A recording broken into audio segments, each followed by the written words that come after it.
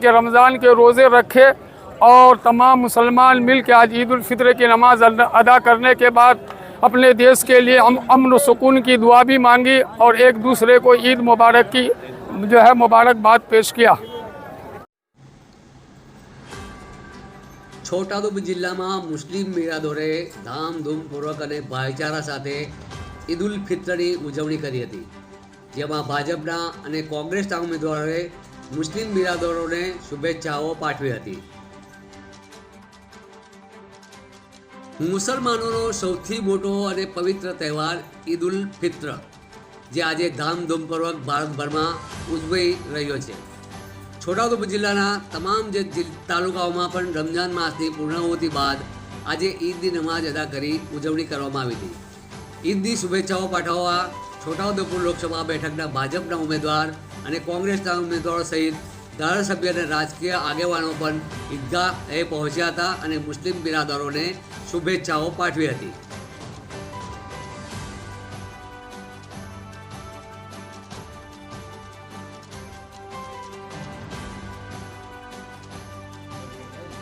મુસ્લિમોનો જે ઈદ ઉલ ફિત્રનો જે તહેવાર છે એ આજે ભાઈચારા સાથે એકબીજા સાથે મળી અને એકબીજાને ગળે લાગી અને આ તહેવારને ભાવભેર રીતે ઉજવવામાં આવ્યો હતો।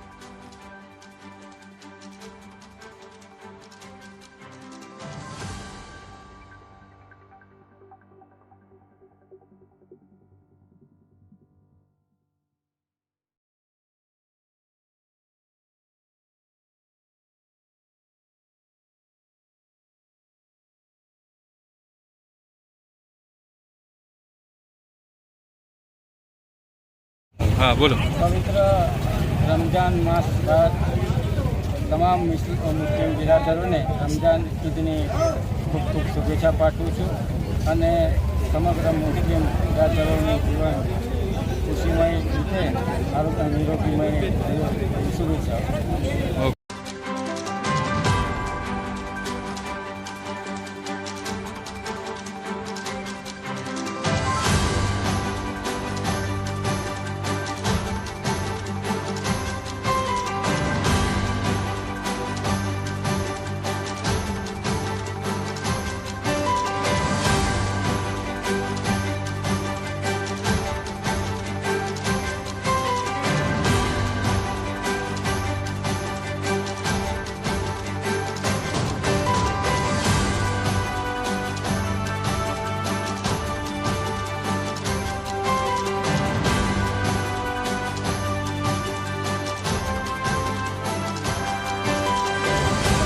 પવિત્ર રમજાન માસના રોજા અને ઇબાદત બાદ આજે ઈદ ઉલ ફિત્ર રમજાન ઈદ નિમિત્તે સૌ મુસ્લિમ બિરાદરોને મારા તરફથી ઈદ મુબારકબાદી પાઠવું અને તેઓના પરિવારના તેમના જીવનમાં અલ્લાહ તાલા ખૂબ ખુશીઓ આપે આવી દુઆ કરું છું।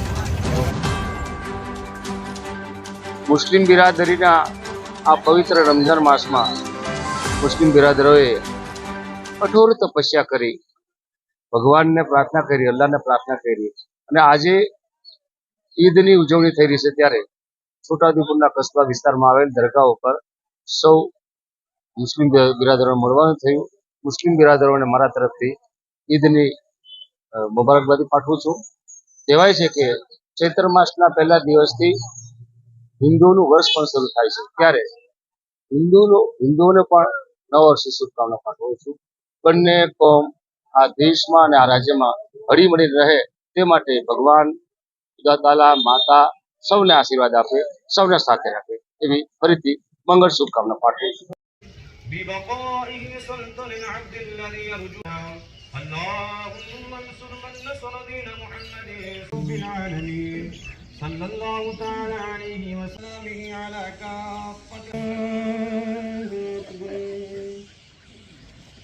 अल्हम्दुलिल्लाहि रब्बिल आलमीन।